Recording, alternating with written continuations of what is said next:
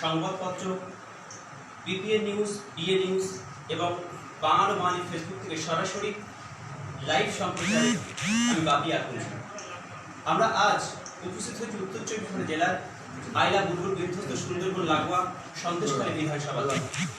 আজ এই বিশেষ 1 ঘন্টায় যিনি আমাদের সঙ্গে থাকবেন এবং কথা হবে বিভিন্ন বিষয়ে, তিনি আর কেউ নন, সন্দেশখালীর ভূমিপুত্র, সন্দেশখালী বিধানসভার কনভেনার, সভাপতি, জননেতা শেখ শাহজাহান। চলুন কথায় কথায় তার সঙ্গে আপনাদের সকলকে পরিচয় করাই। স্বাগত শাহজাহান সাহেব আপনাকে আজকের এই সমস্ত নিউজ চ্যানেলের পক্ষ থেকে। শাহজাহান সাহেব, আপনার থেকে প্রথমেই জানতে চাইব, কেমন আছেন আপনি? ভালো আছি। অনেকদিন পর আপনার সঙ্গে দেখা। শাহজাহান সাহেব, একটা প্রসঙ্গ বলতেই হয়, গত 25শে মার্চ থেকে লকডাউন চলে সারা রাত দেশ জুড়ে। 1 সেপ্টেম্বর থেকে শুরু হয়েছে আনলক 4। দীর্ঘ এই লকডাউনে কিভাবে সময় কাটালেন? ঘরবন্দি রেখে নাকি মানুষ সবাই ব্যস্ত রেখে? আমরা তো দেখুন, আমরা জনপ্রতিনিধি, আমরা জীবনে ঘরবন্দি থাকতে পারবো? এই লকবন্দিতে প্রতিটা এরিয়াতে আমরা প্রচুর মানুষের ত্রাণ সামগ্রিক খাবারের ব্যবস্থা করেছি। আমরা বিভিন্ন জায়গায়, নিশ্চয়ই সবাই দেখেছে যে আমরা মানুষের বাড়িতে সবজি, ডাল, চাল, আলু, পেঁয়াজ প্রত্যেকের বাড়িতে বাড়িতে, গ্রামে গ্রামে গিয়ে বিভিন্ন ভাটা শ্রমিকদেরকে, বিভিন্ন যারা খেটে খাওয়া মানুষ, তাদেরকে আমরা সীমিতভাবে ত্রাণ সামগ্রী পৌঁছেছি এবং প্রচুর মানুষ অসুবিধার মধ্যে পড়েছিল। কিন্তু আমাদের মাননীয় মুখ্যমন্ত্রী মমতা বন্দ্যোপাধ্যায় সঙ্গে সঙ্গে আমার বিশেষ করে সন্দেশখালী তথা পশ্চিমবাংলার মানুষ এই লকডাউনে পরিস্থিতিটা খুব ভালো বুঝতে পারেনি, এই কারণে যে তিনি সঙ্গে সঙ্গে রেশন ব্যবস্থা ফ্রি করে দিয়েছেন। রেশন ব্যবস্থাটা ফ্রি করে দেওয়াতে নিশ্চয়ই আপনারা জানেন, আমাদের রাজ্য সরকার প্রথমে 3 মাসের রেশন ব্যবস্থা ফ্রি করতে, এর পরবর্তীতে 1 বছরের রেশন ব্যবস্থা ফ্রি করে দিয়েছে। আমরা আমাদের মাননীয় মুখ্যমন্ত্রী তিনি বলেছেন যে আমরা 2021-এর পরে সারা পশ্চিমবাংলা রেশন ব্যবস্থাটা, আমি মমতা বন্দ্যোপাধ্যায় যতদিন আছে রেশন ব্যবস্থা ফ্রি, সেটা সমস্ত টিভি চ্যানেল থেকে আরম্ভ করে সবাই দেখেছে। পরবর্তীতে শাহজাহান আপনার থেকে জানতে চাইব, সুন্দরবন লাগোয়া আপনার বিধানসভা সন্দেশখালী। এই সুন্দরবনের উপর দিয়ে 2009 সালে বয়ে গিয়েছিল আইলা নামক প্রাকৃতিক দুর্যোগ। পরে বুলবুলের ক্ষতবিক্ষত হয়েছিল এই গোটা সুন্দরবন সহ সন্দেশখালী। সেই বুলবুলের ক্ষতকে সারিয়ে দিতে নামতেই আবার 2020 মে আঘাত হানা বিধ্বংসী আমফান ঘূর্ণিঝড়। আমফান রাতে সেই অভিজ্ঞতা যেহেতু জানতে চাইব আপনার থেকে। দেখুন, আমি আমার জীবন দশায় আমি এর আগে একটা ঝড় হয়েছিল অনেকদিন আগে, তখন 98 কি হ্যাঁ এরকমই হবে, 98 সে সময় একটা ঝড় হয়েছিল। আর তারপরে আমি আইলা দেখেছি আমার জ্ঞান, তারপরে বুলবুল দেখেছি। কিন্তু আমফান আমি কেন, আমার যারা বয়োজ্যেষ্ঠ আছে, যারা আমার দাদা বাবার চেয়েও বয়স বেশি যারা, তারা কোনোদিনই আজ পর্যন্ত এরকম তো দেখেনি। আর আমার জীবন দশায় যত ঝড় দেখেছি আজ পর্যন্ত, এতটা লং টাইম যে কি বিভৎস দৃশ্য সেই সময় যারা বাইরে ছিল, যে কি করুণ দৃশ্য, যে না দেখলে ভয়ানক, সবাই আতঙ্কিত, প্রলয় হয়ে যাওয়ার মতো পরিস্থিতি। যত প্রলয় হয়ে গেছে, মাটির বাড়ি, খড়ের বাড়ি যা ছিল, টালির বাড়ি, অ্যালবাস্টারের বাড়ি একদম তছনছ করে দিয়ে গেছে। এতটা টাইম ধরে ঝড় হওয়া আমার জীবন দশায় কোনোদিন আমি দেখিনি অন্তত। তা যাই হোক, যে পরিস্থিতিতে হয়েছিল, আমি তো সঙ্গে সঙ্গে সেই সময় প্রতিটা মানুষের সঙ্গে যোগাযোগ ব্যবস্থা করতে চেয়েছিলাম, যারা প্রত্যন্ত দ্বীপ অঞ্চলে থাকে তাদের কি পরিস্থিতি। সেই সময় এমন বিদ্যুৎ বিভ্রান্ত হয়ে যে লাইন টাইন তো সব কষ্ট ভেঙে গেছে।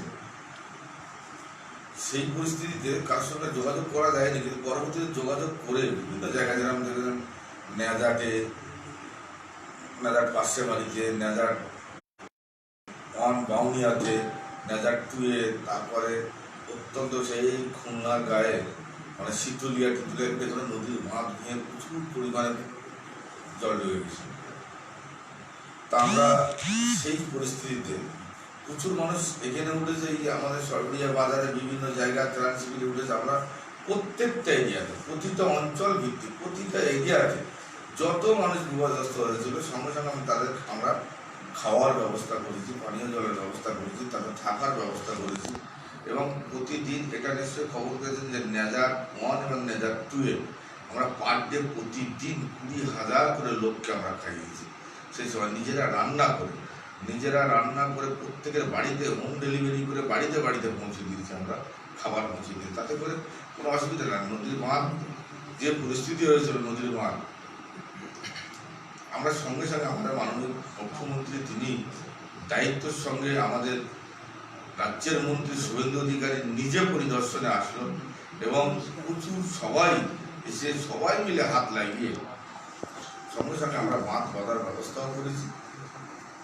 কেন্দ্রের বিজেপি সরকার বলেছিল যে আমফানে আসলে ওদের তো সেই মানবতা নেই। পশ্চিমবাংলা কত মানুষ বাস করে, সুন্দরবন এলাকায় কত মানুষ বাস করে, কত মানুষ এই ঝড়ে ক্ষতিগ্রস্ত। এই যে আইডিয়া ওরা বললো যে আমরা 1,000 কোটি টাকা ত্রাণ সামগ্রী দেবে বা 1,000 কোটি টাকা রাজ্যকে দেবে।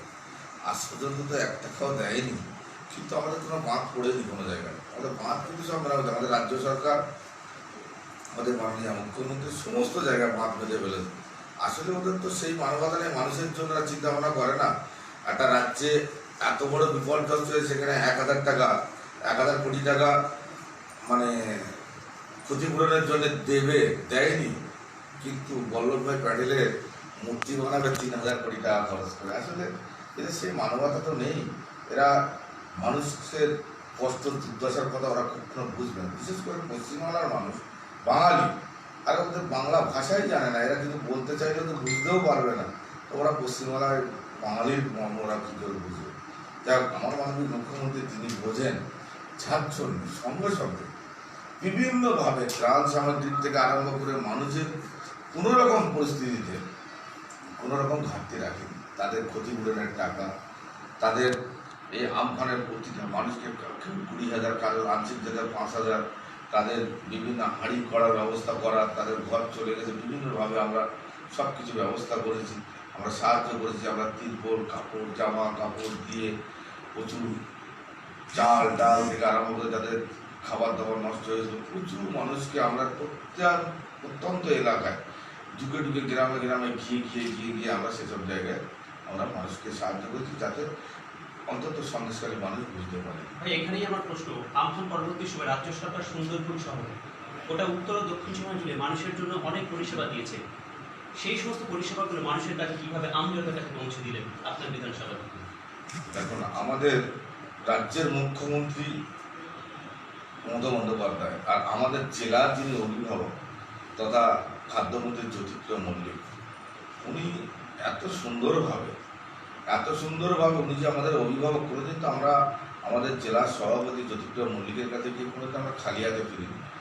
আমি আমার জেলার সভাপতিকে জানানোর সঙ্গে সঙ্গে টোটাল জেলা পরিষদের সমস্ত লিডার, সমস্ত মেম্বার, কর্মদক্ষ, সভাধিপতি থেকে আরম্ভ করে তিনি সবাইকে পাঠিয়ে দিয়ে প্রচুর গাড়ি মাল পাঠিয়ে খাদ্যমন্ত্রীর সমস্ত এলাকায় কীভাবে বন্টনেস করতে হবে, কীভাবে ডাইরেক্ট ভিডিও থ্রু দিয়ে ভিডিওর মারফতে ভিডিও থেকে আমাদের সেই সময়টা এমন একটা পরিস্থিতি হয়েছিল, সত্যিকারের প্রশাসনিক দায়িত্ব যারা ছিল, যারা ভিডিও ছিল, ভিডিও স্টাফ ছিল, থানা স্টাফ ছিল, সন্দেশকারী থানা, নেজার থানা, সবাই মিলে আমরা যৌথ, তখন কেউ থানার ওসি বা কেউ মানে ভিডিও এটা দেখেন। আমরা তো সবাই মানুষ, আমাদের মানুষকে বিপদগ্রস্ত হয়েছে তাদেরকে যে উদ্ধার করতে হবে সেই কাজে আমরা সবাই নামে উঠি।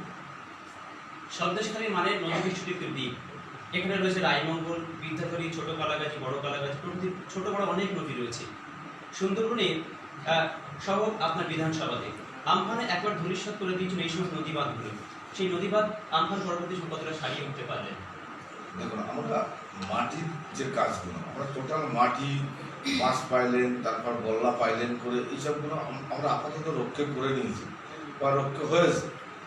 কিন্তু এটা উচিত মানে রাজ্য এবং কেন্দ্র মিলে এটা কংক্রিটের ভাগ তৈরি করা। রাজ্য সরকার তো প্রচুর পরিমাণ, রাজ্য সরকার মানে এত পরিমাণে দিচ্ছে যে রাজ্য সরকার, কিন্তু কেন্দ্র সরকার একটু হেল্প করে না। যে টাকা আমাদের রাজ্য সরকার কেন্দ্র সরকারের কাছে পাবে সে টাকাটা তো দিচ্ছে না। তো তারপরে আমাদের মাননীয় মুখ্যমন্ত্রী কোনো জায়গায় একটা কাজও ফেলে রাখেন। সম্পূর্ণ বাঁধ আমাদের এলাকায় সম্পূর্ণ বাঁধ এখন ভালো আছে এবং বাঁধ আমরা বাঁধতে পেরেছি এবং বাঁধ কোনো জায়গায় আর এই মুহূর্তে পানি ঢোকার মতো পরিস্থিতি কোনো জায়গায় নেই। ভাই এখানে একটা প্রশ্ন আপনার করো, 2021-এর মহাপ্রাণ দখলের লড়াই, সেখানে বিরোধী শক্তি হিসেবে বিজেপির নাম উঠে আসে রাজনৈতিক মুখের খবর, এই বিষয়ে আপনার একটু মতবাদ জানতে চাই। আর এই টিভির খবরটা তো টিভি মিডিয়ায় দেখবে, ওরা এত বড় আহ্বান, এত বড় বিধ্বস্ত মানে যে পরিবেশ হলো, আচ্ছা দেখবে তো কোনো বিজেপির নেতাকে কোনো মানুষের কাছে যেতে, ওরা একমাত্র টিভি মিডিয়ার সামনে আসে, মানুষের সঙ্গে নেই। আমরা মানুষের সঙ্গে আছে, মানুষের সুখ দুঃখের পাশে আছে, মানুষ বিপদে আপদে আমরা সব সময় হোল টাইমারের মতো মানুষের সঙ্গে সংযোগ রেখে চলি। মানুষ যোগ্য জবাব দেবে। আমাদের মাননীয় মুখ্যমন্ত্রী তিনি বুঝতে পারবেন না, তিনি যেটা আশা করবেন না তার চেয়ে অনেক বেশি সিটে এবারে আবারও তৃতীয়বার আমাদের মাননীয় মুখ্যমন্ত্রী মমতা বন্দ্যোপাধ্যায় অনেক বেশি আসনে আবারও উনি শপথ গ্রহণ করবেন। এটা আমরা 100% আশাবাদী। শুধু আমরা সন্দেশকারী মানুষ কেন, টোটাল পশ্চিমবাংলার মানুষ আমরা এটা আশাবাদী। ভাই এখানে আমার একটা প্রশ্ন রয়েছে, আপনার মনে আছে গত লোকসভা নির্বাচন বসিরহাটের লোকসভার বিজেপি প্রার্থী শান্তনু ঘোষ আপনাকে নিয়ে একটা বাজে মন্তব্য করেছিল বসিরহাটে একটা জনসভাতে এসে, এই বিষয়টাকে আপনি কি মনে করবেন? আরে দেখুন, রাজনৈতিক প্ল্যাটফর্মে দাঁড়িয়ে না অনেক বড় বড় কথা বলা যায়, তার শিক্ষা মানুষ দিয়ে দিয়েছে। লোকসভাতে দাঁড়ালো, ওদের তো বাপ মা ছোটবেলা থেকে ওদের ভালো কথা শেখায়নি, ওরা মানুষের সঙ্গে কিভাবে কথা বলতে হয়, আর আমরা যে তার পরিপ্রেক্ষিতে বাকি কথা বলবো এটা আমাদের অভ্যস্ত না। আমরা তৃণমূল কংগ্রেসের সৈনিক, আমরা মানুষের সবসময় মানুষের সুখ দুঃখের পাশে থাকি। ওদের কাজ হলো গণ্ডগোল করা, মেরে দেবো, উড়িয়ে দেবো, গুলি করে দাও। দেখুন আর রাজ্যের সভাপতি দিলীপ ঘোষ, সে কখনো বলছে মাটির তলায় পুঁতে দেবো, গেড়ে দেবো, মেরে দেবো। একটা রাজ্যের সভাপতি, তার চিন্তা চেতনা এই, কখনো বলছে গরুর দুধে সোনা পাওয়া যায়। এই যদি একটা রাজ্যের সভাপতি হয়, অর্থাৎ সেই রাজ্যে তার যে দলের যে আরো যারা টিম আছে তাতে এরকম কি হবে যে রাজ্যের সভাপতি এরকম হয়? ও তো দেখেছো নিজের আকার এগিয়ে দেখেছো যে ওর কাছে কি আশা করতে পারো, যে মানুষের মতো আকার নেই, ওর মধ্যে ওর কাছে কি আশা করতে পারো? ও একটা মানুষ যে তার চিন্তা চেতনা, একটা মানুষ যে তার আচার ব্যবহার, তো মানুষের মধ্যে শুধু চোখ পা হাত পা থাকলে তো হবে না। আসলে সেই কান্তজ্ঞান, সেই বিবেক বুদ্ধি নিতে এখন পশ্চিমবাংলার মানুষ সুবুদ্ধি সম্পন্ন মানুষ, আমাদের বসিরহাট লোকসভার মানুষ সুবুদ্ধি সম্পন্ন মানুষ, ঠিক উচিত শিক্ষা দিয়ে সায়ন্ত বসুকে ঘরে পাঠিয়েছে। ভাই আপনাকে নিয়ে রাজ্যের মুখ্যমন্ত্রী মমতা বন্দ্যোপাধ্যায় একটি জনপ্রিয় টিভি চ্যানেলের সাক্ষাৎকারে আপনার পুরোটা নাম করে বলছি আমি, মাননীয় মুখ্যমন্ত্রী বলেছিলেন যে শাহজাহান কিন্তু এলাকায় কিন্তু পপুলার, এলাকায় কিন্তু কাজ করে। রাজ্যের মাননীয় মুখ্যমন্ত্রীর কাছ থেকে এত বড় সার্টিফিকেট ব্লক সভাপতি হিসেবে পাওয়ার পরে আপনার সেদিনের অনুভূতিটা আমরা একটু জানতে চাই। দেখুন, আমরা রাজনৈতিক যারা নেতৃত্ব আমরা দিই, আমাদের জেলার আমাদের রাজ্যের যিনি আমাদের সর্বভারতীয় তিনি সর্বোচ্চ নেত্রী বা আমার জেলার সভাপতি থেকে আরম্ভ সবাই রাজনীতিতে এসে মানুষের কাজগুলো দিয়ে অনেক সমস্যা হতে পারে। আমাদের একটা রাজ্যের মুখ্যমন্ত্রী তিনি সঙ্গে সঙ্গে যে সার্টিফিকেট যখন তিনি সে প্রকাশ্যে যখন টিভি চ্যানেলে এই কথা বললো, তখন আমার কাজের প্রতি আরও বেড়ে গেল, আরও আন্তরিকতাটা বেড়ে গেল, আরও সুবিধা হলো, আরও মানুষের কাজে পৌঁছতে আমার সুবিধা হলো। এবং আমাকে ঠিক সেই সময় নিশ্চয়ই দেখেছো যে আমি সেই সময় সারা রাজ্যের মধ্যে এমন একটা পরিস্থিতি, মানুষ দেখো মানুষ অনেক বাজে কথা বলতে পারে, আমাদের এটা কালচার নয়, তৃণমূল কংগ্রেসের এটা কালচার নয়, ওরা অনেক কথা বলে, কিন্তু আমাদের মাননীয় মুখ্যমন্ত্রী তিনি রাজ্যের মুখ্যমন্ত্রী, তিনি মানুষের জন্ম থেকে মৃত্যু পর্যন্ত কিভাবে মানুষের জন্য কাজ করে চলে সেটা রাজ্যের মানুষ তথা ভারতবর্ষের মানুষ তোমরা নিশ্চয়ই দেখলেন। এবারে ভারতবর্ষের মধ্যে সেরা মুখ্যমন্ত্রী হিসেবে আমাদের মাননীয় মুখ্যমন্ত্রী মমতা বন্দ্যোপাধ্যায় হয়েছে। উনি সারা বিশ্বের দরবারে সেরা মুখ্যমন্ত্রী হিসেবে শিরোপা পেয়েছে। অর্থাৎ সেই জায়গায় দাঁড়িয়ে তারপরেও তারা তাকে খারাপ বলে, বিভিন্ন তৃণমূল কংগ্রেসের শহীদদের তারা অনেক কিছু খারাপ বলতে পারে, সেটা আমাদের কাছে কিছু। আমরা মানুষের জন্য কি কাজ করছি, মানুষের জন্য কি করছি, মানুষ তার জবাব দেবে, মানুষ তার শিক্ষা দেবে ভোটের মাধ্যমে। অর্থাৎ সেই জায়গায় দাঁড়িয়ে এটা ভাবনা চিন্তা করার কোনো ব্যাপার নয়। 2021-কে পাখির চক্রের শাসক শিবির তার ভার বোঝাতে শুরু করেছে, অর্থাৎ তৃণমূল সরকার। এক্ষেত্রে আমরা দেখেছি গত 8ই আগস্ট আপনার বিধানসভাতে 2000 বিজেপি কর্মী যোগদান করে তৃণমূল কংগ্রেসে। এত মানুষের যোগদান শাসক শিবিরে। তারই পরিপ্রেক্ষিতে আগামী বিধানসভা নির্বাচনে অর্থাৎ 2021 বিধানসভা রয়েছে, সেই বিধানসভাতে জয়ের ক্ষেত্রে কতটা আশাবাদী আপনি? এটা আমরা তো 100% আশাবাদী।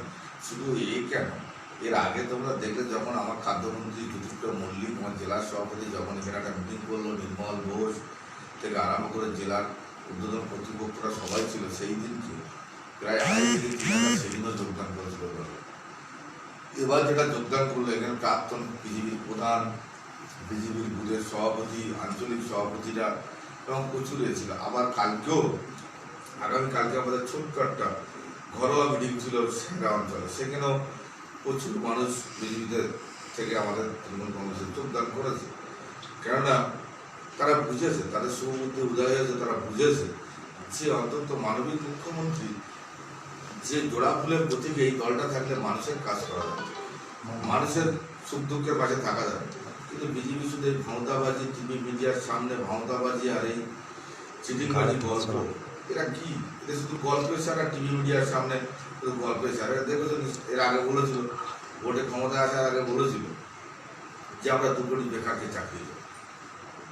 সারা সন্দেশকারীতে দেখাতে পারবে যে একজন ব্যক্তি কেন্দ্র সরকারের চাকরি পেয়েছে? দেখা পাইনি, আর পাবেও না। এরা শুধু মানুষকে টাকা বলেছিল বিদেশ থেকে কালোধন উদ্ধার করে আমরা 15 লক্ষ টাকা প্রত্যেকের অ্যাকাউন্টে দেবো। কেউ 15টা টাকা পেয়েছে? পায়নি। আজকে 300 টাকা গ্যাসের দামটা, সেখানে আজকে কি হলো 750-800 টাকা গ্যাসের দাম হয়েছে। আজকে তেলের দাম, ডিজেল পেট্রোলের দাম কোথায় 55 টাকা থেকে আজকে 80 টাকা 82 টাকা ডিজেল পেট্রোলের দাম হয়েছে। একের পর এক রেল সংস্থাকে বেসরকারীকরণ করছে, এয়ার ইন্ডিয়াকে বেসরকারীকরণ করছে, লাল কেল্লাকে লিজ দিচ্ছে। দিনের পর দিন ভারতবর্ষে মানে এরা মানুষের কাজ করতে হয়, এরা তো এসছে ওই মানে ক্ষমতাবাজি দিয়ে। ভোট যখন আসে তখন এরা সীতার স্বামীর জন্য ভোট চায়, আর ভোট চলে গেলে এরা রিতার স্বামীর জন্য ভাবে। অর্থাৎ মানুষ এটা বুঝতে পেরেছে যে চরিত্র এদের আকলাক, এরা বুঝতে পেরেছে যেটা পাক্কা চিটিংবাজ, ধাপ্পাবাজ, মানুষকে শুধু ক্ষমতাবাজি দিয়ে ভোট আইলে মানুষের ভাগ করে মানুষের মধ্যে বিভেদ ছড়িয়ে দিন, মানুষের মধ্যে ভাগ করতে চায়, বিভাজনের রাজনীতি তৈরি করতে চায়। কিন্তু সেটা পশ্চিমবাংলা কোনোদিনই পারবে না। যত লাফালাফি করে টিভি মিডিয়ার সামনে একটা রাজ্যের সভাপতি, সে বলছে মেরে দেবো, গুড়িয়ে দেবো, পুঁতে দেবো, এই যদি ভাষা, ওদের শুধু একমাত্র মানুষকে ভয় দেখি। আজকে সিবিআই, আজকে ইডি, আজকের এই ছাড়া ওদের পুঁজি নেই। ওদের পুঁজি হলো সিবিআই, ইডি, আর আমাদের পুঁজি হলো জনগণ।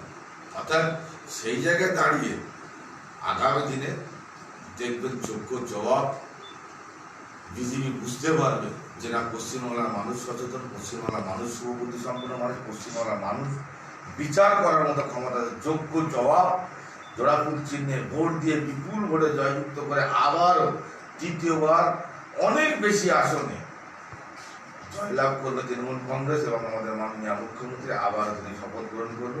এটা পশ্চিমবাংলা, এটা আমি না, সারা পশ্চিমবাংলার মানুষ আশাবাদী, সেদিকে তাকিয়ে আছে।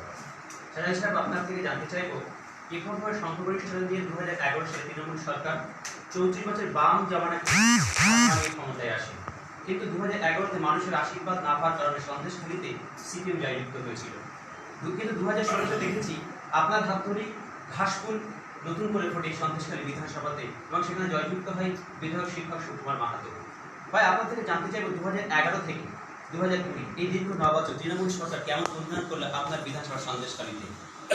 একটা কথা বলি, এখানে নিশ্চয়ই দেখেছো তোমরা যে কোনোদিন কেউ বলতে পারবে যে কোনো অঞ্চলে একটা ঢালাই রাস্তা ছিল। মাননীয় মুখ্যমন্ত্রী আসার পরে শুধু ঢালাই করে নয়, পিচিং থেকে আরম্ভ করে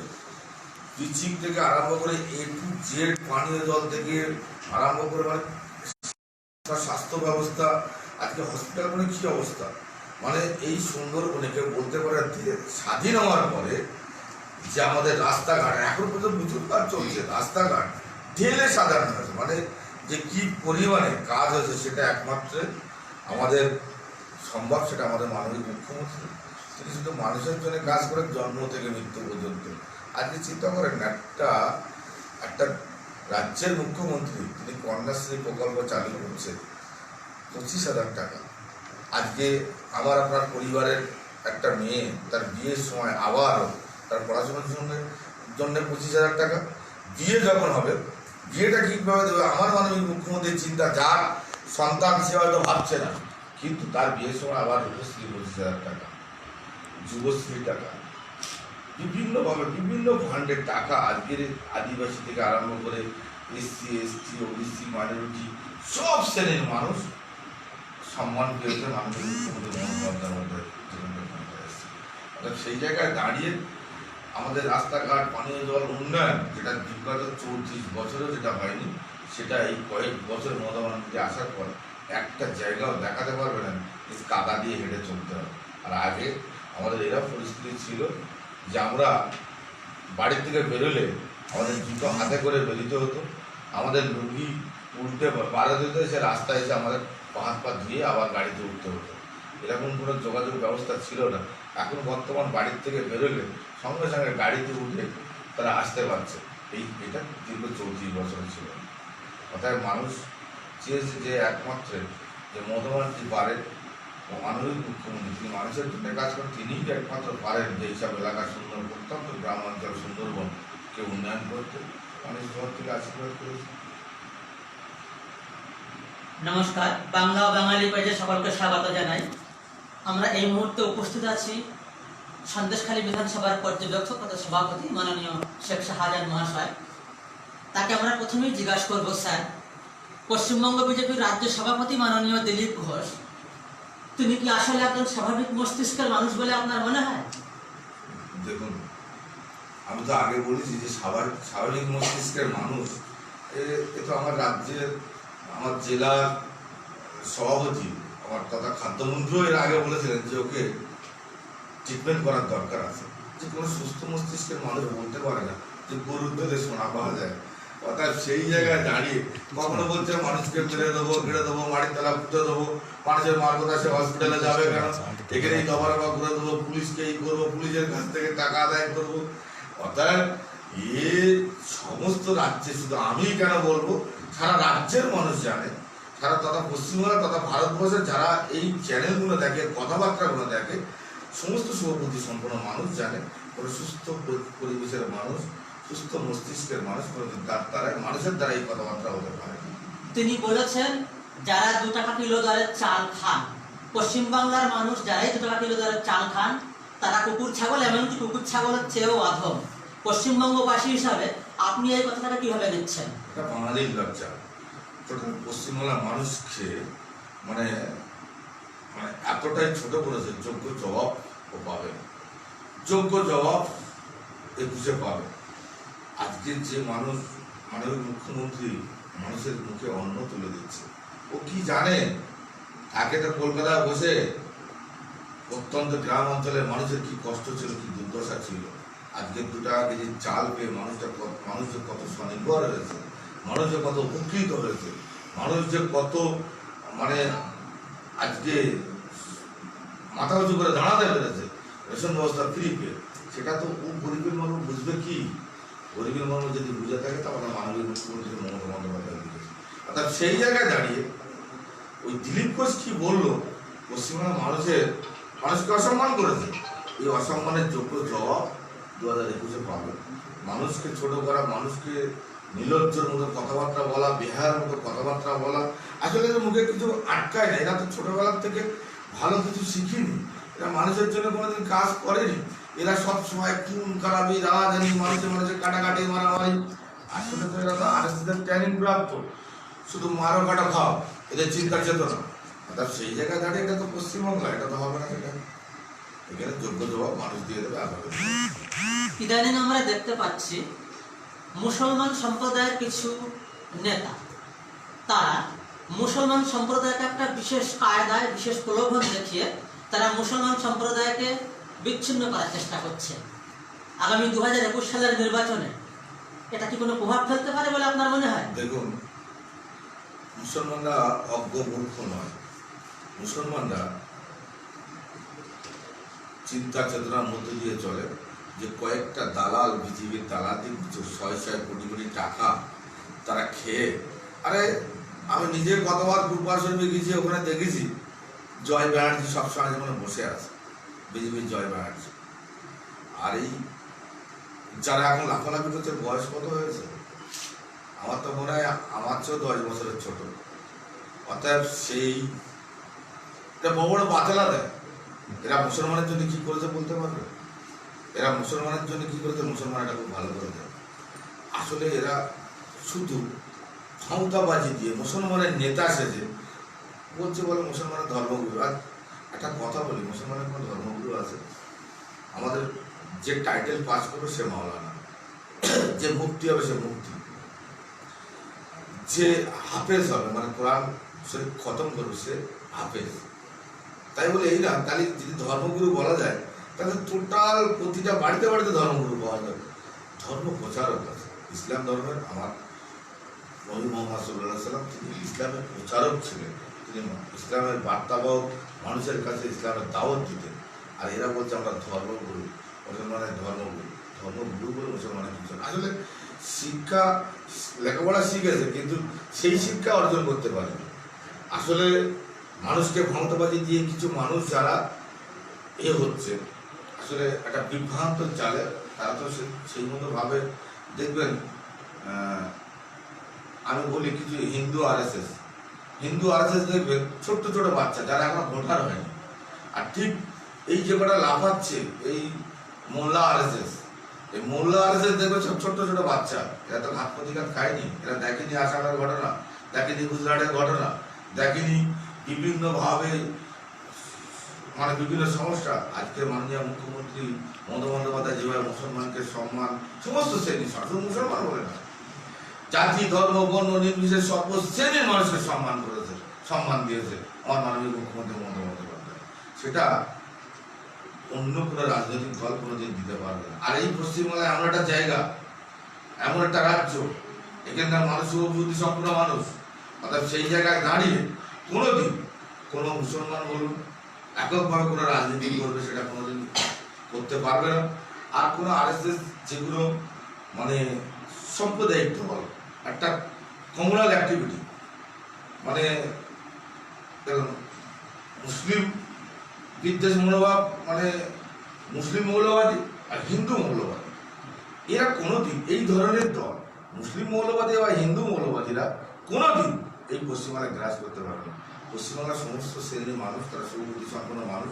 আর মুসলিম কমিউনিটির মানুষের কাছে আমার একটা আহ্বান, যে অন্তত তাদের কাছে অনুরোধ করবো, যেসব ছোট ছোট ভাই স্কুলের ছেলে বা তারা কলেজে কেউ পড়ে, তাদের কাছে আমি করজোরে অনুরোধ করবো, আমি একটা মুসলমান হিসেবে তাদের কাছে দাবি করবো যে অন্তত এই চক্রান্তে যেন তারা না পা দেয়।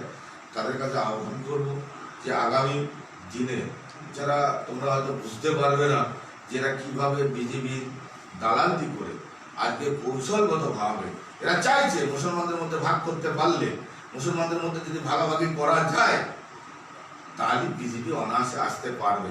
এই জন্য বিজেপির কাছ থেকে কোটি কোটি টাকায় রাখে, কোটি কোটি টাকা কন্ট্যাক্ট করে আজকে মুসলমানের নেতা বলে দাবিদার হচ্ছে। কোথায় ছিল আব্বাস সিদ্দিকী, কোথায় ছিল এইসব যারা মুসলমানের দাবিদার করে হয়েছে? কখনো পারবে না। আর মুসলমান এতটা দুর্বল নয়, এতটা মূর্খ নয়। মুসলমান সৌবুদ্ধি সম্পূর্ণ। মুসলমানকে এইভাবে ভাগ করা যায় না। মুসলমানের নেতা নেই। আর মুসলমান কোনোদিন এইভাবে যদি ব্যক্তিগত দুম করে উঠে আসবে মুসলমানদের নেতা, সেটা কখনো মুসলমানের নেই। তার মানে আপনি বলতে চাইছেন যে ধর্মীয় বিভাজনকে পিছনে ফেলে এই পশ্চিমবাংলার হিন্দু মুসলমান জৈন খ্রিস্টান শিখ ইসাই সব ধর্মের আগামী 2021 সালে তৃতীয়বারের জন্য আবার মমতা বন্দ্যোপাধ্যায় মুখ্যমন্ত্রী হচ্ছেন। আর তৃতীয়বারের জন্য তো মমতা বন্দ্যোপাধ্যায় মুখ্যমন্ত্রী শপথ গ্রহণ করবে, সেটা তো অবশ্যই। মমতা বন্দ্যোপাধ্যায় যেভাবে সর্বশ্রেণীর মানুষকে সম্মান করেছে, যতদিন মমতা বন্দ্যোপাধ্যায় বেঁচে আছে এই দলটাকে কেউ কখনো 1 ইঞ্চির জায়গা পাবে না।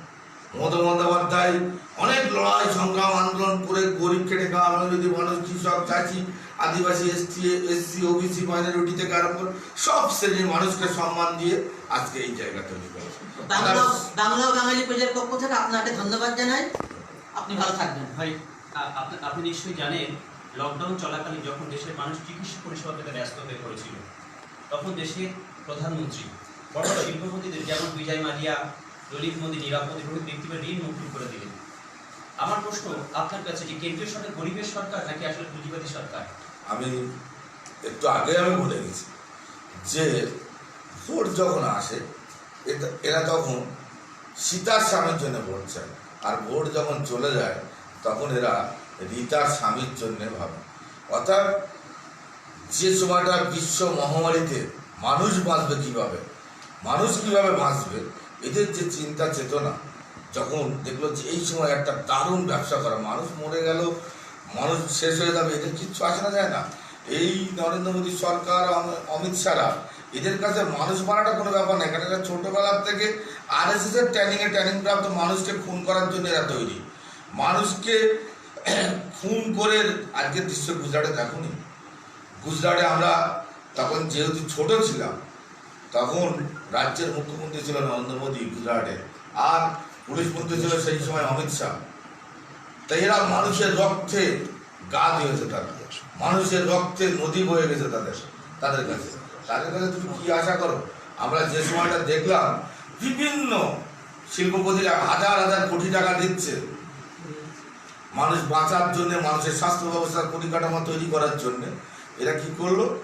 এরা তো আসলে চোরের দল। এটা বিজেপি দলটা মানে চোরের দল।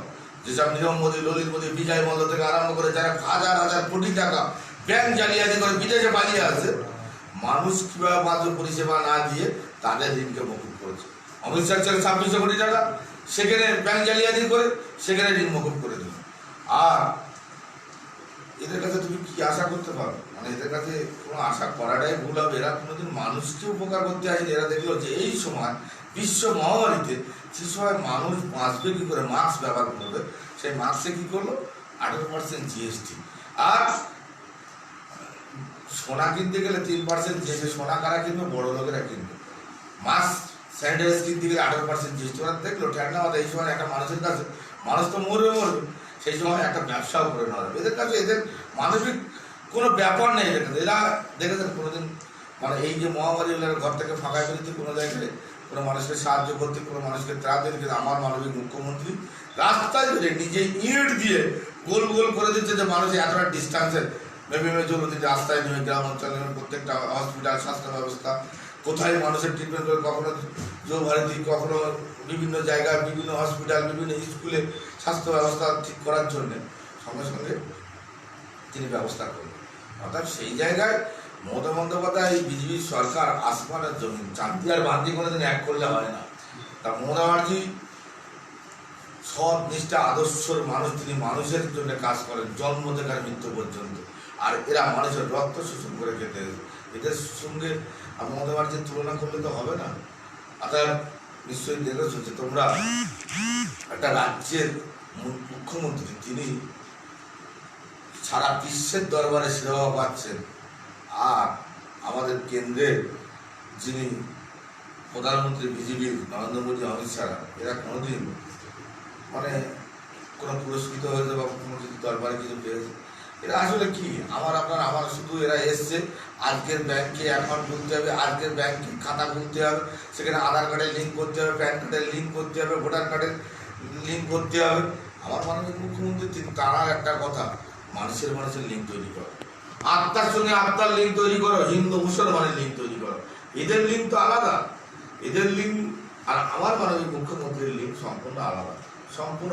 এরা আমরা মানুষের সঙ্গে চলি, আমার মাননীয় মুখ্যমন্ত্রী মানুষের জন্য ভাবে, এরা কোনোদিন মানুষের জন্য ভাবে না। এই মুকেশ আম্বানি, রীতা আম্বানি, এই ললিত মোদী, বিজয় মল্ল থেকে আরম্ভ করে যত চোরটা চিটিংবাজের সরকার, তারা তাদের জন্য ভাববে না, মানুষের জন্য ভাববে? ও তো ভোট আসলে তখন মানুষকে ক্ষমতাবাজি, ধাপ্পাবাজি, ছাপ্পাবাজি করে চলে আসবে। একবার ব্যালটে ভোট করে দেখা, চিটিংবাজিটা বুঝতে পারবে। একটা সিট পাবে না, সারা ভারতবর্ষে একটা সিট পাবে না। ব্যালটে ভোট করে দেখা, তাহলে জানবো যে উনি মানুষের রায় সরকার হয়েছে। যদি কোনোদিন মানুষের রায় সরকার হয়, জালিয়াতি করে সরকার হয়েছে। নরেন্দ্র মোদী সরকারটা চলছে জালিয়াতি করে মানুষের রায়। ভাই, আগামী 2021 নির্বাচনে তৃণমূল সরকারে কোন কোন উন্নয়ন ধারা মানুষের কাছে তুলে ধরে নির্বাচনী জয়ের লক্ষ্য আপনারা তুলে ধরবেন মানুষের দরবারে? দেখো, আমাদের সরকার সমগ্র রাজ্যের মানুষ জানে, জন্ম থেকে মৃত্যু পর্যন্ত প্রকল্প আমি বলে গেলাম। আজকে কেন্দ্রের সরকার বেটি বাঁচাও আর বেটি পড়াও একটা প্রকল্প তৈরি হয়েছে। মানুষকে কীভাবে বোকা বানাচ্ছে না। আমরা বাজেটের দিকে দেখেছিলাম 100 কোটি টাকা বাজেট হয়েছে। তা সারা ভারতবর্ষে কত মানুষ বাস করে? 130 কোটি মানুষ বাস করে। আমরা তর্কের কাদিরে ছেড়ে দিলাম যে সারা ভারতবর্ষে 130 কোটির মধ্যে 50% মহিলা, 50% পুরুষ। আর তর্কের কাদিরে ছেড়ে দিলাম মাত্র 20 কোটি মহিলা, বাকি সব পুরুষ। তা 5 কোটি সব 5 টাকা করে পড়ে। তা বেটি বাঁচাবে কি করে আর বেটি পড়াবে কি করে? আমাদের মাননীয় মুখ্যমন্ত্রী কন্যাশ্রী প্রকল্প 25,000 টাকা, আবার সেই মেয়েটার বিয়ের সময় রূপশ্রী প্রকল্প 25,000 টাকা। একের পর এক রাস্তাঘাট, পানীয় জল থেকে স্বাস্থ্য থেকে সমস্ত হসপিটালগুলো কি অবস্থা ছিল। এখন হসপিটালে গেলে সেখানে বসে ভাত খেতে পারে মানুষ, ন্যায্য মূল্যে ওষুধের দোকান, সমস্ত কিছুতে। অর্থাৎ সেই জায়গায় মানুষের কাছে শুধু মানুষ অপেক্ষায় আছে, যোগ্য জবাব দেওয়ার জন্য অপেক্ষাতে। মানুষ দুহাত তুলে আশীর্বাদ করে মমতা বন্দ্যোপাধ্যায় মানুষের জন্য যা করেছে, মেন যেটা অন্ন ব্যবস্থা, 2 টাকা কেজি চাল সেটাকে ফ্রি করে দিয়েছে। প্রথমে দিল 2 টাকা, তারপরে ফ্রি 3 মাসে, তারপরে 1 বছরে ফ্রি। আমরা 2021-এ আমার মাননীয় মুখ্যমন্ত্রী বলেছে 21-এ ক্ষমতায় আসলে আমি যতদিন মমতা বন্দ্যোপাধ্যায় আছি ততদিন মানুষের জন্য রেশন ব্যবস্থা ফ্রি। অর্থাৎ সেই জায়গায় দাঁড়িয়ে মানুষকে বলার কিছু নেই, মানুষ দুহাত তুলে আশীর্বাদ করে। আমি জানি পশ্চিমবাংলার মানুষ উপবৃত্তি সম্পন্ন মানুষ, পশ্চিমবাংলার মানুষ তথা এমন একটা মানুষ এই জায়গায় কোনোদিন মানে বিভাজনের রাজনীতি করে কেউ জায়গা তৈরি করতে পারবে না। মানুষের দাঙ্গাবাজ যারা, মানুষের রক্ত যারা ধরায়, এই RSS বজরং বা এই যারা আছে একটা কমিউনিটি মানে তাদের কমিউনাল অ্যাক্টিভিটি নিয়ে চলে, মানুষের দাঙ্গা লেগে, সেটা জাতি ধর্ম বর্ণ নির্বিশেষে হিন্দু মুসলমান সবাই বুঝতে পেরেছে এরা মমতাবাজের সরকার, কেন্দ্রে বিজেপি সরকারটা অপদার্থ সরকার। মানুষ দিনের পরে দিন সব কাজ হারাচ্ছে, কর্মসংস্থান হারাচ্ছে। রেল বেসরকারিকরণ হয়ে গেল, আজকের এয়ার ইন্ডিয়া বেসরকারিকরণ হয়ে গেল, তেল বেসরকারিকরণ হয়ে গেল, কয়লাকে বেসরকারিকরণ করছে। একের পর এক মানুষ যারা কাজ কাম করতো তারা সব কর্মসংস্থান হারাচ্ছে। অর্থাৎ এই জায়গায় যারা তৃণমূল মানে যারা এখনো পর্যন্ত কিছু মানুষ ছিল যারা আমাদের থেকে মুক্তি দিয়েছিল, তারা প্রতিটি হাজারে হাজারে মানুষ প্রতিদিন প্রতিটা এরিয়াতে টিভি মিডিয়া দেখছে, সমস্ত বিজেপি ছেড়ে তৃণমূল কংগ্রেসের যোগদান করছে। অর্থাৎ সেই জায়গায় দাঁড়িয়ে এবারে আমরা প্রচুর ভোটে, যেটা আমরা আশাবাদী না, আমার মাননীয় মুখ্যমন্ত্রী আশা করতে পারবে না আমরা তো ক্ষমতায় আসবে, এককভাবে ক্ষমতায় আসবে, কিন্তু যেটা আমরা আশা করি তার চেয়ে বেশি এবার আমার মাননীয় মুখ্যমন্ত্রী দুহাত তুলে আশীর্বাদ করবে, মানুষ আশীর্বাদ করবে, পশ্চিমবঙ্গের মানুষ আশীর্বাদ করবে। ভাই আপনার কথা দৃষ্টিতেই বলি, পাহাড় থেকে সমতল, জনগণ বলছে জয়ী হবে একটি দল, নাম তার তৃণমূল, বাকি সব পার্টি সব নির্মূল হবে। এই কথাটা কতটা প্রাসঙ্গিক আপনার কাছে? 100% ঠিকই বলেছে। কেন আমার মাননীয় মুখ্যমন্ত্রী মানুষের জন্য কাজ করে, জন্ম এবং মৃত্যু মানে একদম সর্বোপরি সর্বস্তরের মানুষের জন্য কাজ করছে। কি হিন্দু, কি মুসলিম, কি খ্রিস্টান, কি বৌদ্ধ, সমস্ত জাতির জন্য বাংলাদেশ, তার নাম মমতা বন্দ্যোপাধ্যায়। অর্থাৎ সেই জায়গায় দাঁড়িয়ে কোনো জায়গা 1 ইঞ্চি মাটির কারণ নেই। অর্থাৎ সেই জায়গায় দাঁড়িয়ে আমরা আগামী দিনেও, আমি তো বললাম যেটা আমরা আশাবাদী না, তৃণমূল কংগ্রেস যেটা আমরা চিন্তার মধ্যে রাখি তার চেয়ে বেশি মানুষকে আশীর্বাদ করার জন্য তৈরি, সেটা সবাই অবশ্যই বুঝতে পারে। ভাই আপনি নিশ্চয়ই জানেন গত 3রা সেপ্টেম্বর মানব দরদি ডক্টর কাফিল খানকে মুক্তি দেওয়া হয়। মুক্তি পাওয়ার পর বাড়ি ফিরে তিনি প্রেস কনফারেন্স করেন এবং তিনি বলেন কানপুরে নিয়ে যাওয়ার পথে তাকে এনকাউন্টার মেরে ফেলার পরিকল্পনা ছিল। এরকম একটা জঘন্য নিন্দনীয় ঘটনা, এ বিষয়ে উত্তরপ্রদেশ যোগী সরকারকে আপনি কি বার্তা দেবেন? আরে তুমি যোগী সরকারকে দেখলে কিরকম মনে হয়? একটা মুখ্যমন্ত্রী সে যেন গুন্ডার মতো আচরণ, খুন ডাহাজানি ছাড়া তার কাছে কোনো কিছু নেই। আজ পর্যন্ত উত্তরপ্রদেশে কোনোদিন শান্তি ফেরাতে পেরেছে?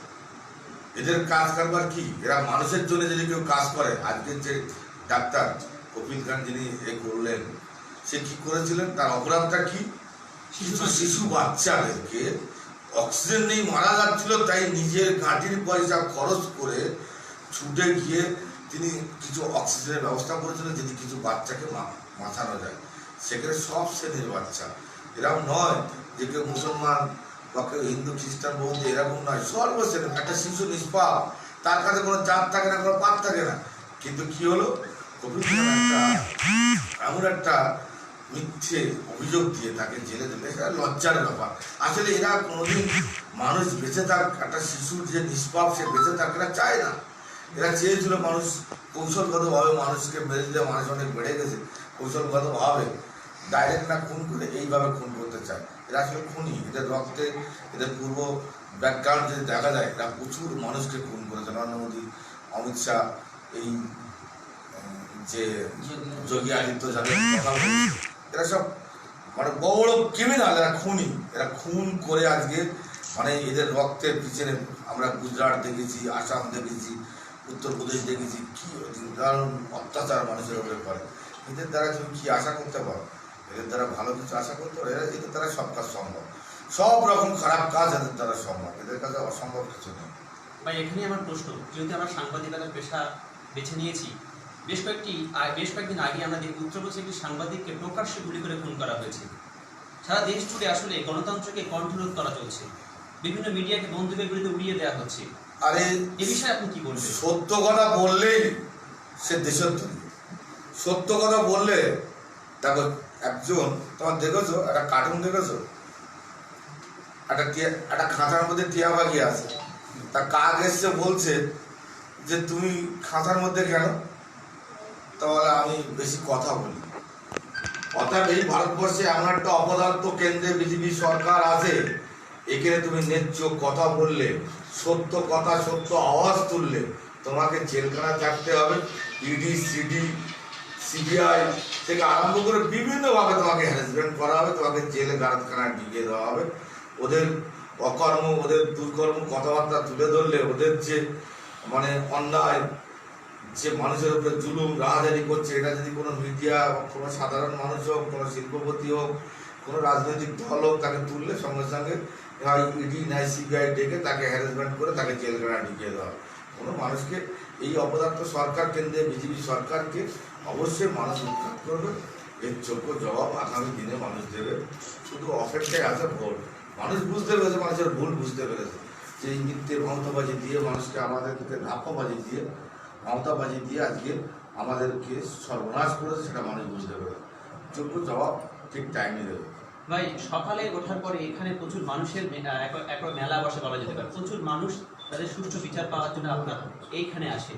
খালেদ সাহেব, আপনার থেকে আমি একটি জিনিস জানতে চাইবো, সারাদিন মানুষের সেবায় ব্যস্ত থাকেন আপনি, কিন্তু আমরা জানতে চাইছি এখানে প্রতিদিন আপনার দৈনন্দিন রুটিন, অর্থাৎ আমি বলতে চাই যে আপনি সকালে ঘুম থেকে ওঠেন আর রাতে শুতে যাওয়া পর্যন্ত প্রতিদিন যে সমস্ত কাজগুলো করেন, একটু যদি আমাদের প্রেস মিডিয়ার সামনে বলেন।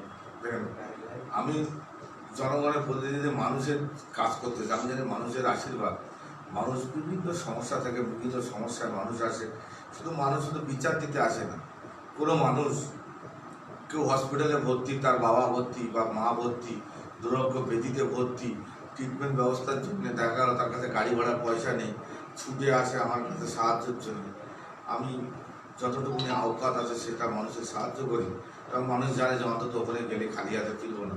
সেভাবে প্রচুর মানুষের, কেউ ক্যান্সার, কেউ দুরারোগ্য ব্যাধি, বিভিন্নভাবে কেউ অনেক অসুস্থ হয়ে হসপিটালে পড়ে আছে, তাদের ট্রিটমেন্ট ব্যবস্থা চলছে। কিন্তু তারা যেখানে যাবে, এখানে কলকাতা পর্যন্ত যাবে, হয়তো গাড়ি ভাড়া নেই, আমি তাদের আসে এরকম বিভিন্ন সাহায্যের জন্য। কারোর মেয়ে বিয়ে হয় না, মেয়ের বিয়ে হবে, এরকম কিছু দাবি দাবা নিয়ে আসে। তারপর অনেকের সমস্যা থাকে, বিভিন্ন সমস্যা থাকে। আর এই জায়গায় বা জনগণের জনপ্রতিনিধি হয়ে কাজ করতে গেলে তো মানুষের জন্য কাজ করতে, প্রতিদিন রুটিনে আমরা সকাল থেকে হোল টাইমের মতো, আর সেই রাত 12টার পরে আমি বাড়িতে ফিরি। সকালবেলা বাড়ি থেকে বেরোই আর রাত 12টায় ফিরি। অর্থাৎ এটাই হলো আমাদের কাজ। আর আমি জানি মানুষের কাজ করলে মানুষের আশীর্বাদ অবশ্যই একদিন না একদিন এর জন্য আমি সাফল্য পাবো। এর জন্য আমি পরকালেও, শুধু রাজনৈতিক স্বার্থে নয়, পরকালেও যে একটা মানুষ হিসেবে তার দায়িত্ব, কর্তব্য, একটা পরকালে প্রত্যেকের আশা থাকে। একটা পাগল দোকানে গিয়ে হাত পাতে, কিছু হাত পেতে দাঁড়িয়ে থাকলো, সে দোকানদার জানে ও কিছু চাইছে, সব কিছু একটা দিয়ে দিল। আমি ঠিক তদ্রূপ সেই রকম কায়দায় মানুষের কাছে যাচ্ছি, একটাই কারণে, মানুষের কাছে, মানুষের যে আশীর্বাদ পাওয়ার জন্য। সব সময় কোনো মানুষ আসলে তাকে, সবাইকে এত সুন্দরভাবে আমি তাদেরকে বোঝানোর চেষ্টা করি, তাদের দায় বিপদে, তাদের সুখ দুঃখে কিঞ্চিত ভাগিদার হই, একদিন না একদিন পরকালে এর জন্য আমি সুফল পাবো, সেই আশা। রাজনৈতিক আশায় নয়, পরকালেরও সুফল পাওয়ার আশাতে আমি জাতি ধর্ম বর্ণ নির্বিশেষে হিন্দু মুসলিম খ্রিস্টান বৌদ্ধ সব শ্রেণীর মানুষ আমার কাছে আসে, হাজারে হাজারে মানুষ আসে, আর আমার যেমন সমর্থক আছে আমি তাদেরকে সাহায্য করি। সেইভাবে এটা দেখুন, আমি এই আমফান হলো 20,000 লোককে প্রতিদিন এখানে বিভিন্ন বেকারিতে কমিউনিটি কিচেন করেছে। হ্যাঁ, বিভিন্ন বেকারিতে রুটি তৈরি করি, 10,000 করে রুটি, সকালবেলার নাস্তার ব্যবস্থা, বিস্কুট, বাচ্চাদের বিস্কুট, বিভিন্ন যে খাবার, এইসব প্রতিদিনের রুটিনে আমি তৈরি করি। প্রতিদিন গরম রুটি তৈরি হতো, বেকারিতে সব 10,000 করে রুটি তৈরি হতো, নিয়ে গিয়ে সেখানে মানুষের কাছে পৌঁছাতাম। এটা কিন্তু আমার ব্যক্তিগত, আমি যে 20,000 করে লোক খাইয়েছি আমি ব্যক্তিগত, হয়তো তৃণমূল কংগ্রেসটা করি, তৃণমূল কংগ্রেসের সৈনিক, সেহেতু মাননীয় মুখ্যমন্ত্রী মমতা বন্দ্যোপাধ্যায় সারা রাজ্যের মানুষের জন্য ভাবেন, সারা রাজ্যের মানুষকে ফ্রিতে চাল দিচ্ছে, ফ্রিতে রেশন ব্যবস্থা দিচ্ছে, ফ্রিতে খাওয়াচ্ছে। আর আমি একটু সামান্য কটা দিন বিপর্যয়ে, পরকালে নিশ্চয়ই তিনি একটা ভালো জায়গা পাবেন এবং তিনি আশাবাদী যে মানুষের কাজ করলে পরকালে মঙ্গল হবে। এটাই আমিও তেমনি সেইভাবে করে যাই। মানুষের সুখ দুঃখের পাশে থাকতে পারলে, মানুষের আশীর্বাদ, অন্ন বস্ত্র যদি ব্যবস্থা কিছু মানুষের করতে পারে, তাহলে পরকালে একটা জায়গা অবশ্যই থাকবে। আর আমি যেহেতু মুসলমান এটা জানি, তবে আমার কাছে এই জন্য মানুষ বেশি ভিড় করে যে ওখানে গেলে সুবিচার হবে। আর আমি সবসময় একটা জিনিস চেষ্টা করি, আমি তোমার জন্য আমার নিজের পরকাল খারাপ করবো না। আমি আমার লিগাল থেকে 1 ইঞ্চি নড়ি না, ন্যায্য লিগাল বিচার করি। সেই জন্য সেই আশায় মানুষ ছুটে আসে যে ওই জায়গাটা গেলে আমরা নিরপেক্ষ বিচার পাবো। এটা সারা সন্দেশকালীন মানুষ জানে, সবাই সেটা আশাবাদী, তাই ছুটে আসে সবাই। ভাই দেখেছি রমজান মাসে আপনি ছোলা চিড়ি থেকে শুরু করে যেমন দেন, পাশাপাশি দুর্গাপুজোর সময় দেখেছি প্রচুর হিন্দু মানুষ আপনার এখান থেকে বস্ত্র নিয়ে বাড়ি ফেরে। এই সমস্ত কাজগুলো করার পরে আপনার মানসিক শান্তি কেমন অনুভব করেন? দেখেন একটা কথা, আমি দান করব, আমি মানুষের সাহায্য করব, আমার কাছে কোনো হিন্দু মুসলিম খ্রিস্টান বৌদ্ধ এটা নয়। আমি জানি আমরা মানুষ সবার ঊর্ধ্বে, মানুষ শ্রেষ্ঠ জাতি, মানুষের বিচার হবে। আর মানুষের যে বিচার হবে সেখানে হিন্দু মুসলিম, হিন্দুদের বিচার হবে মোল্লাদের হবে না, মোল্লাদের বিচার হবে হিন্দুদের হবে না, খ্রিস্টানের বিচার হবে মুসলিমের হবে না, হিন্দুদের হবে না, এরকম নয়। একমাত্র মানুষের বিচার হবে, কোনো জন্তু জানোয়ারের বিচার হবে। অর্থাৎ এই জায়গায় আমার কাছে হিন্দু মুসলিম খ্রিস্টান বৌদ্ধ বলে কিছু নেই। আমি মানুষকে সাহায্য করবো, সেটা কোন শ্রেণীর মানুষ এটা দেখার বিষয় না। আর আমি যদি শুধু জিজ্ঞাসা করি যে হিন্দু না মুসলিম, তাহলে আমার সমস্ত দানটাই বেকার হয়ে যাবে। এইটা যদি মনের মধ্যে সব বেকার হয়ে যাবে, তাহলে দান করে কোনো লাভ নেই। অর্থাৎ সেই জায়গায় আমি দান করবো জাত দেখে নয়, কোন শ্রেণীর মানুষ, কোন কমিটির মানুষ দেখে নয়, আমি মানুষকে সাহায্য করবো, এটাই আমার লক্ষ্য। ভাই আপনার কাছে আমার পক্ষ থেকে শেষ প্রশ্ন থাকবে, আপনার একটু ব্যক্তিগত জীবনও রয়েছে, অর্থাৎ আপনার রাজনৈতিক জীবন একটি সারাদিন রাজনৈতিক কাজে ব্যস্ত থাকার পর কিভাবে বাড়ির লোকের সঙ্গে সময় দেয়? দেখো, আমি যেভাবে সময় সব শ্রেণীর মানুষের সঙ্গে, সেই সময় বাড়িতেও প্রচুর ভিড় হয়, বাড়িতেও প্রচুর মানুষকে তারা সাহায্য করে, ওরা আরো আনন্দিত হয়। আমি এই গরিব দুস্থ মানুষকে, আমার একটা ছোট্ট মেয়ে আছে, দেখো 6 বছরের বয়স, সময়া নাম, সে মানে অনেক সময় ভাটায় যায়, ধামাকালিতে যায়, ও যখন যায় তখন ওকে বড় লজেনের ফটো কিনে দিতে হয়, কি ওই বাচ্চা কাচ্চাদের গিয়ে দেবে, বা বিস্কুটের প্যাকেট কিনে দিতে হয়, গিয়ে বাচ্চা কাচ্চাদের দেবে। বা অনেক সময় দেখা কিছু নেই, তাহলে কী হবে, টাকা দিতে হবে, খুচরো করে টাকা দিতে হয়, 10 টাকা 20 টাকা নোট দিতে পারে, সবার হাতে একটা করে দেবে। আসলে ওরাও আনন্দ পায় যে মানে এই ছোট্ট সময়, আর সেও বুঝেছে, সেও অন্তত জানে, আর আমাদের থেকেই তো শিখবে।